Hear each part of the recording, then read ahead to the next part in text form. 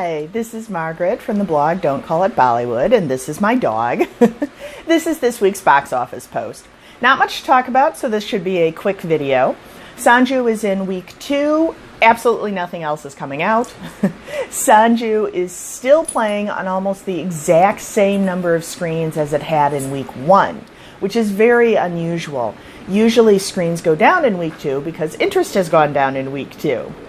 The goal of lowering the screen count is to increase the theater profits. You don't want empty theaters. You don't even want 2/3 empty theaters. If there's less interest in Sanju, drop it off one of your screens, have it only showing in one screen, contain all the audience into that one screen, and put something else in the other screen. Not an option this week because there's nothing else playing. There's nothing else the theaters could put in those other screens.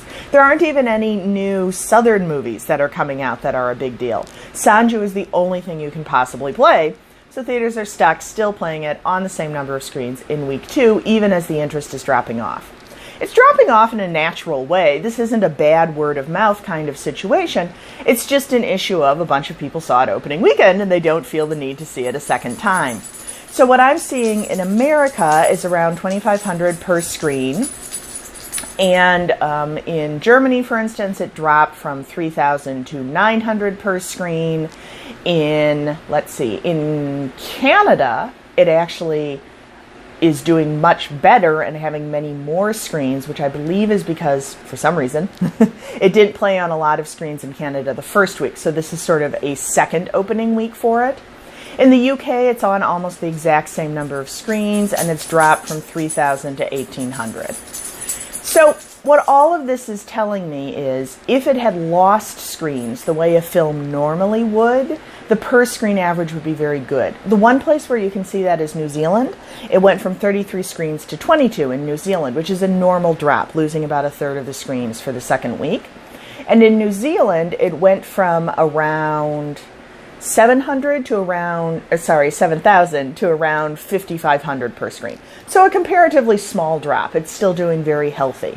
Versus in America, where it went from a high of around 5,500 down to half, 2,500, which is not that great for a second week.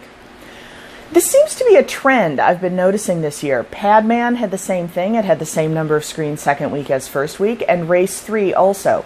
And all of them, it didn't really work. Well, it worked in that it poofed up the overall box office figures, but it didn't work in that the second week was much, much worse than the first week in terms of the per-screen profits.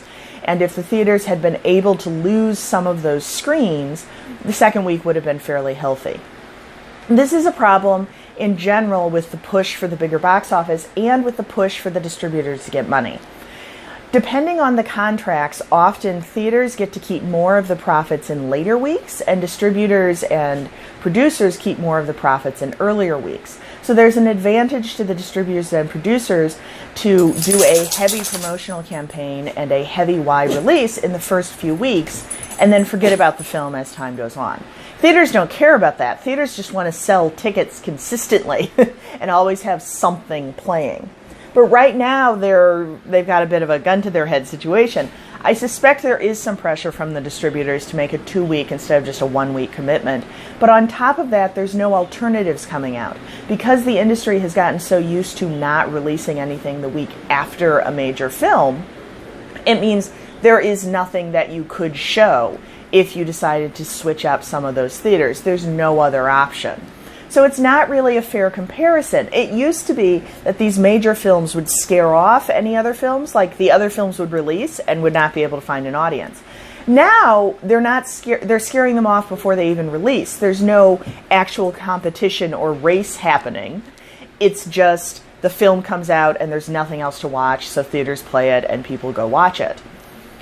The real challenge is going to be when we look at next week when Surma comes out, which is not that big of a movie and wasn't that highly promoted, but I'll be interested to see if, even so, it's able to steal some of Sanju's audience, which would indicate that there's not that much interest in Sanju once people have another option. Anyway, that's how things look to me this week. You can agree, you can disagree, you can leave me a comment. There's a link to my blog right below. Thanks. Bye.